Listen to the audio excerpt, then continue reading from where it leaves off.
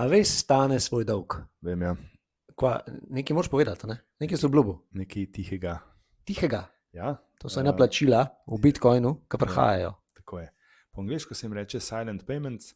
Ne vem, če bomo imeli slovenski prevod, ampak recimo jim tiha plačila in to je res ful dobro.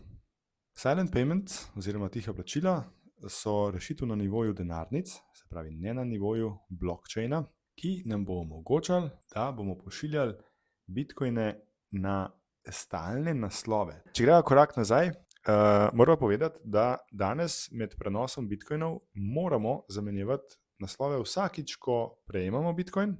Se pravi, vsak prejemnik mora vedno generirati nov, svež, neuporabljen naslov, ga dati pošiljatelju in s tem si izmenjata bitcoin. V prihodnosti bo pa Silent Payments nam omogočil, da bomo imeli en stalen naslov in bo denarnica v ozadju generirala vsakič nov, svež naslov namesto nas, mi si bomo pa ta naslov zapomnili. Zakaj? Danes je to ena dolga klobasa črk in BC165.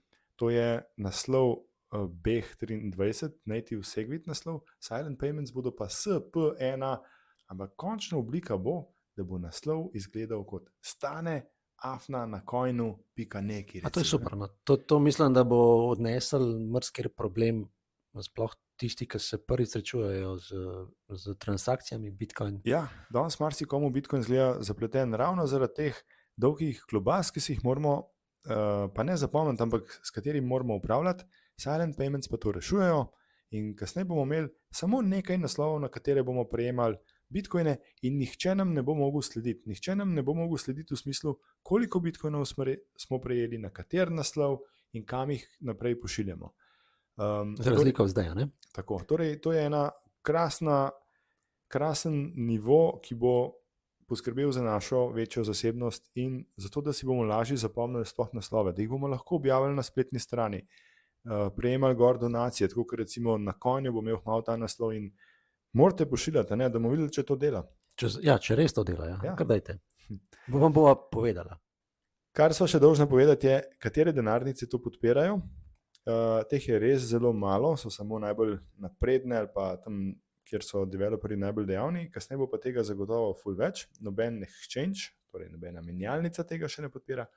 Pa poglejva, torej mobilne ali programske denarnice so Cake Wallet, Blue Wallet in Silentium.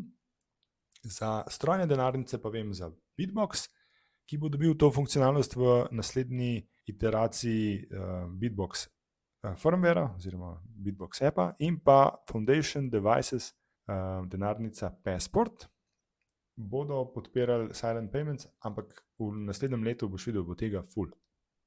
Če to zelo skrajšava, kaj je bistvo teh Silent Paymentsov je, da meni kot uporabnika no treba razmišljati, kaj so te klobase in bom vedel, da je moj naslov, ki ga bom povedal, pošlji mi Bitcoin na davidafna na coinu.karkoli.